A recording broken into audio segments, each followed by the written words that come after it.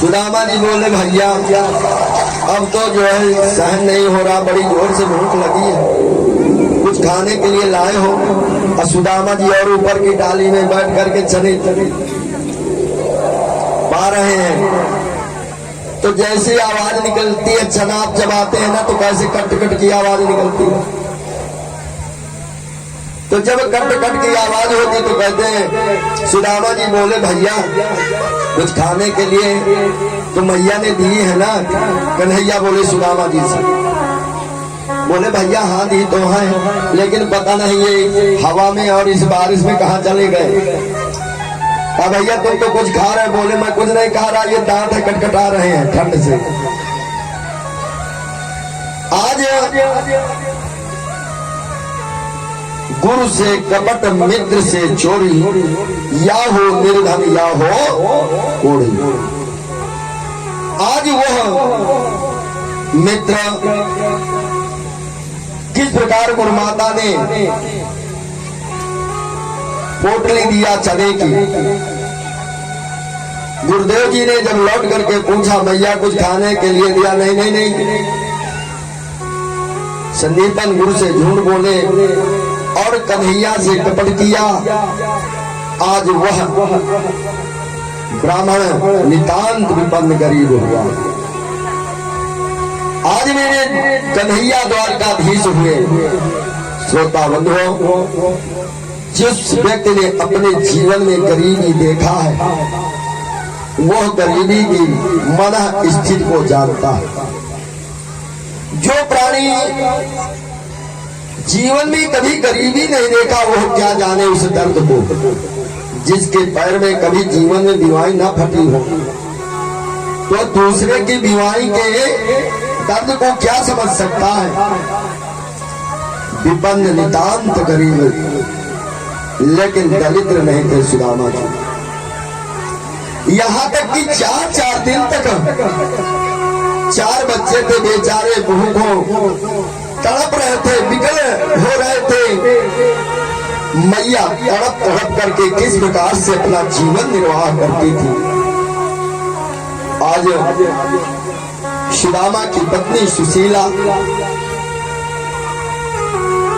ने सोचा कि आज जो है कई दिनों से बच्चे भूखों विकल हो रहे हैं और ये इस प्रकार तप करते हैं, जप करते हैं, भजन करते हैं, कब तक ऐसे काम चलेगा। तब तो प्राणांत हो जाएंगे। हाथ जोड़ करके बोली हे नाथ,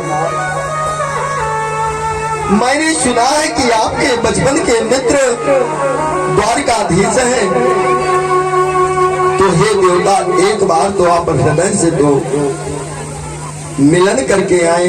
देवी जानती हो जब मुझे मिलने की आस लगती है ना तो मैं आंख बंद कर लेता हूँ, तन्मय होकर के इतना भजन करता, इतना भजन करता हूँ कि उनके दर्शन कर लेता हूँ। भजन के माध्यम से यदि ये दर्शन करते तो हो गया काम। हे नाथ, मैं आपकी अर्धांगिनी हूँ, एक बार भी तो मेरा कहना मान जाओ। आप जो है कम से कम एक बार तो द्वारकाधीश के जाकर के दर्शन कर लो। देवी मैं जानता हूँ जिस कारण से तुम मुझे बार बार आग्रह करती हो, लेकिन मैं किसी से मांगता जांचता तो हूँ नहीं। और फिर वो भी अपने मित्र से, वो अपने द्वारिका का त्रिलोकी पति, तो मैं अपने कुटिया का त्रिलोकी पति हूँ। सुशीला बार बार आग्रह करने लगी, रुदन करने लगी, क्योंकि इस गरीबी का दर्द तो जो वास्तविक गृहिणी होती है नारी, गृहस्थ को कैसे संचालित करना चाहिए, रख रखाव कैसे करना चाहिए, खान पान की व्यवस्था कैसे करनी चाहिए, तो एक नारी ही समझती है। उस दर्द को पुरुष क्या जाने, उस कष्ट को एक नारी ही समझती है, जानती है। उस वेदना को आज सुशीला की मन स्थिति किस प्रकार से चार चार बच्चे भूखे के मारे तड़प रहे हैं। वह माँ है, माँ के वात्सल्य को एक माँ ही समझती है।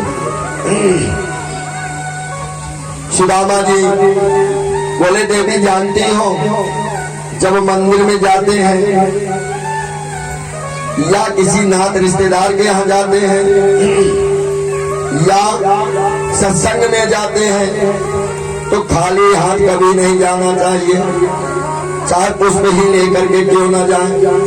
तो हमारे पास तो कुछ है ही नहीं।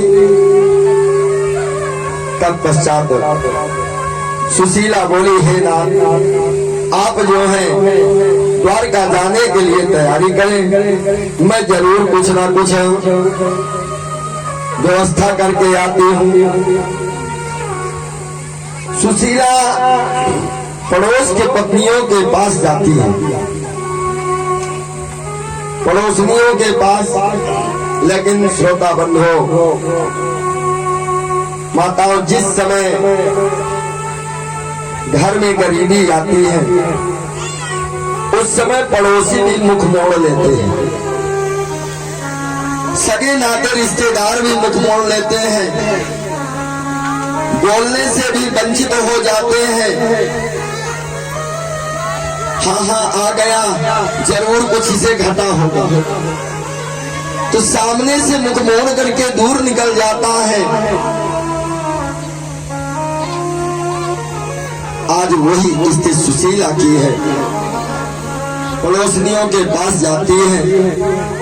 किस प्रकार से सुशीला पड़ोसनियों से आग्रह करती है, जो भी माताएं चावल की पोटली लाई हो, द्वारकाधीश में जरूर जो भेंट भेज देंगी।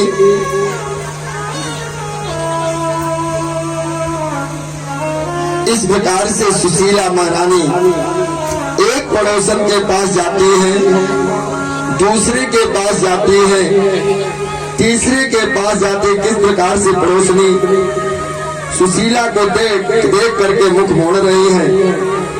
धन्य है ऐसे विपन्न गरीबी द्वारकाधीश किसी को ना दे, जो आज हमारे सुशीला और सुदामा को दिया है।